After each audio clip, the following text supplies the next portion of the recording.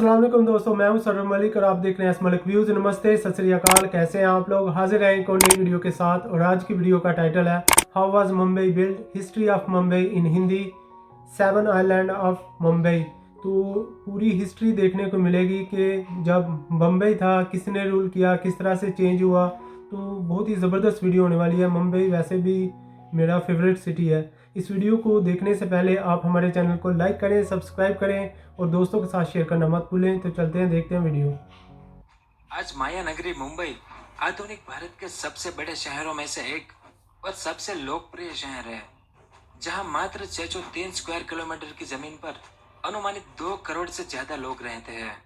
पता नहीं शायद आप यह जानते हो या नहीं कि माया नगरी मुंबई को बहुत ही मेहनत से बनाया गया है।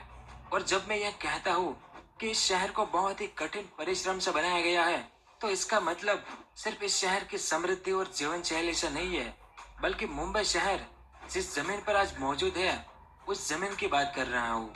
क्योंकि इस जमीन पर मुंबई को खड़ा करने में न सिर्फ भारतीय लोग बल्कि कई बाहरी शक्तियों ने भी खूब मेहनत की थी। आज का जो मुंबई है वो पहले ऐसा नहीं था। पहले वो छोटे छोटे टापुओं में बटा हुआ था। तो जजीरे। आज के इस वीडियो में हम यही जानेंगे कि कौन कौन से वे टापू थे, कैसे इन टापुओं को जोड़ा गया, किन किन लोगों ने इन टापुओं को जोड़ने में मदद की, और जिसने इन टापुओं को जोड़ा था उसकी नौकरी क्यों और कैसे चली गई, यानी यह शहर कैसे खड़ा हुआ। इसका पूरा इतिहास जानेंगे इस वीडियो में। तो वीडियो के अंत तक हमारे साथ बने रहिए। तो आज का जो मुंबई है वो पहले 7 छोटे छोटे टापू यानी आइलैंड के रूप में बटा हुआ था। इस इमेज में देखिए, इसमें व्हाइट कलर के जितने भी टापू है वो सब मिलकर आज का मुंबई बना है।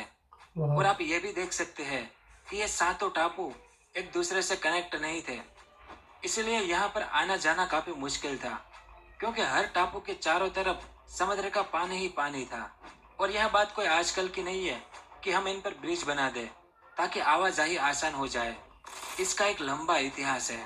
कुछ सालों पहले कांदिवली के पास उत्तरी मुंबई में मिले प्राचीन अवशेष से यह पता चलता है कि यह द्वीप समूह पाषाण युग से बसा हुआ है।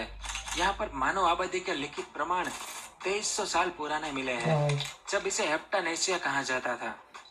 फिर तीसरी शताब्दी में ये द्वीप समूह मौर्य साम्राज्य का भाग बने, जब महान बौद्ध सम्राट अशोक का शासन था। उसके बाद कुछ शुरुआती शताब्दियों में मुंबई का नियंत्रण सातवाहन साम्राज्य के पास रहा, और बाद में हिंदू सिलहारा वंश के राजाओं ने यहाँ 1343 तक राज किया।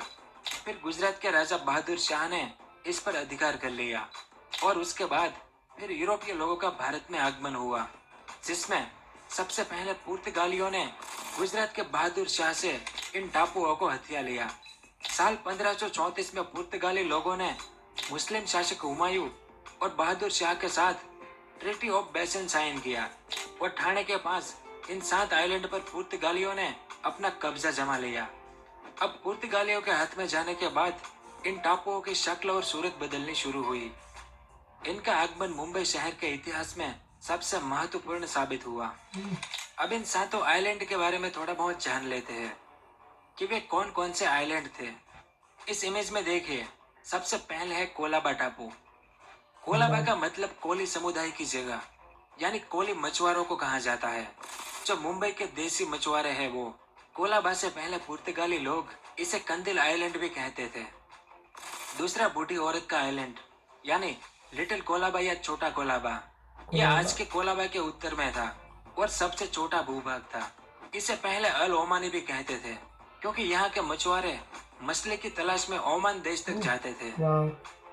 तीसरा बॉम्बे टापू, मुंबई का सबसे पुराना टापू, जिसका जिक्र मौर्यकालीन इतिहास तक में मिलता है, जो आज की डोंगरी से लेकर मालाबार हिल तक फैला हुआ था, और बॉम्बे टापू के नाम से जाना जाता था।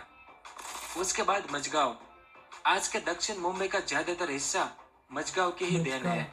मझगांव द्वीप को मछली पकड़ने के गांव के नाम से जाना जाता था। 17वीं शताब्दी के अंत तक मझगांव मुंबई शहर की शुरुआती शक्ल ले चुका था, यानी इस टापू पर आज से 300 साल पहले मुंबई ने जन्म ले लिया था। उसके बाद वर्ली, वर्ली का टापू वो हिस्सा है जहां आज हाजी अली की दरगाह है। हालांकि इसका मुंबई शहर से जुड़ना काफी बाद में हुआ था, साल 1784 में। उसके बाद परेल। इतिहासकार बताते हैं कि 13वीं सदी में यह टापू राजा भीमदेव के कब्जे में था। बाद में इस पर पुर्तगालियों का कब्जा हुआ। यह टापू चर्चा में तब आया जब साल 1770 में बम्बई के गवर्नर विलियम हर्नबी ने अपनी रिहाइश यहाँ बनाई। विलियम। उसके बाद आखिरी 7वां टापू माहिम। पहले इस माहिम टापू को मैजिम या मेजम्बू जैसे नामों से जाना जाता था और 13वीं शताब्दी में राजा भीमदेव के शासन में यह उसकी राजधानी हुआ करती थी। बाद में मुस्लिम शासकों ने यहाँ कब्जा किया और उसके हाथ से यह पुर्तगालियों के हाथ लगा, जिन्होंने इसे अंग्रेजों को सौंप दिया था। तो जिस समय पुर्तगाली लोग इन 7 आइलैंड पर राज कर रहे थे, उस समय अंग्रेजों का पूरे भारत पर कब्जे का प्रयास भी चल रहा था और अंग्रेजों को इन 7 आइलैंड की आवश्यकता थी। वे हर मुमकिन कोशिश कर रहे थे कि कैसे इन 7 टापू पर उनका कब्जा हो जाए।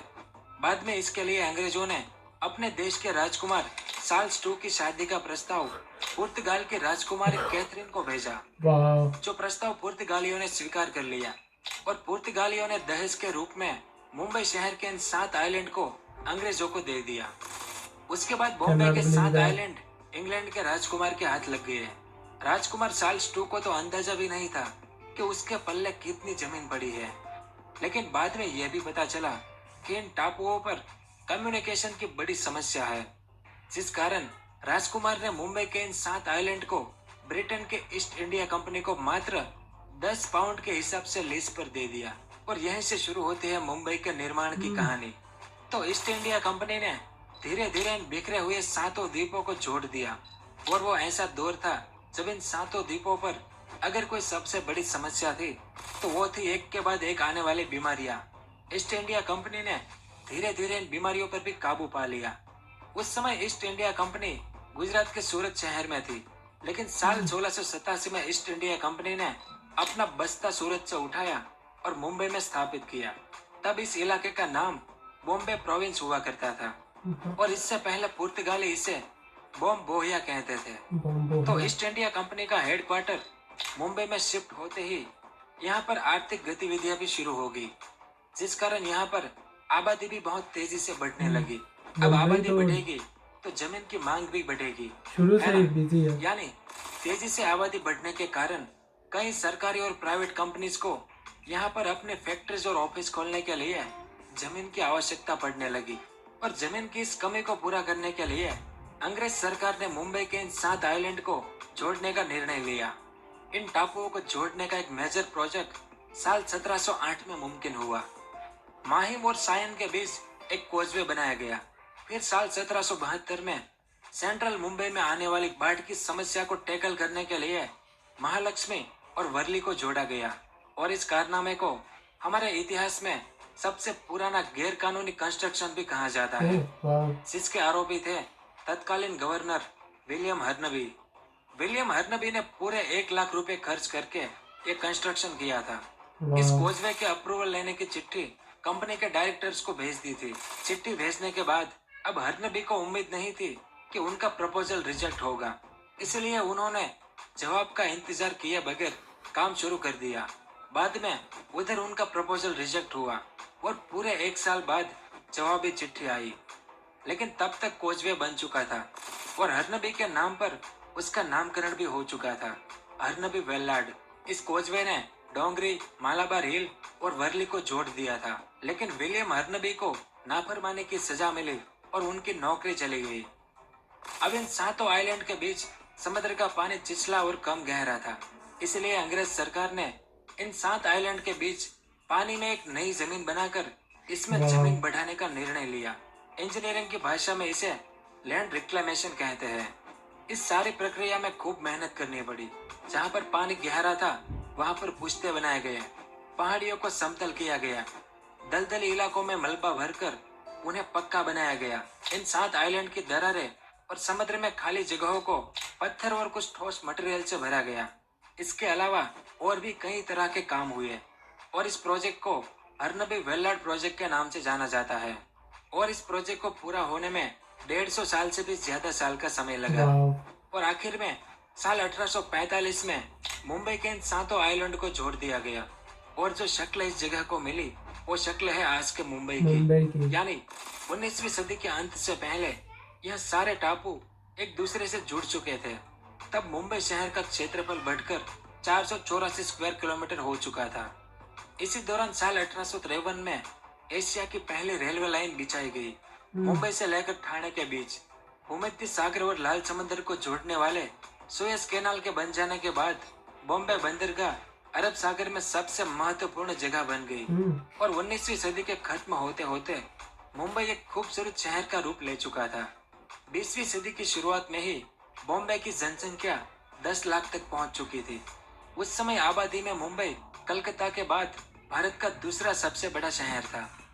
आखिर में साल 1995 में बॉम्बे का नाम बदलकर मुंबई कर दिया गया, जो मुंबई आज दक्षिण एशिया का सबसे बड़ा आर्थिक केंद्र कहलाता है।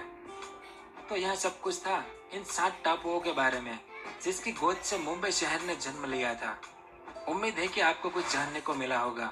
अगर वीडियो पसंद आया हो तो लाइक और शेयर जरूर कीजिए। वाह, सो गाइस वीडियो देखी मुंबई सिटी की हिस्ट्री। 7 आइलैंड जो छोटे छोटे जजीरे थे उनको किस तरह से मिलाकर एक ज़मीन का टुकड़ा बनाया गया, और आज का मुंबई सिटी जो कि इतना खूबसूरत पूरी दुनिया में बहुत फेमस है, और स्काई स्क्रैपर्स और नाइट लाइफ, क्या खूबसूरत सिटी है। और हर बंदे की ख्वाहिश है कि मुंबई सिटी में रहना पसंद करे।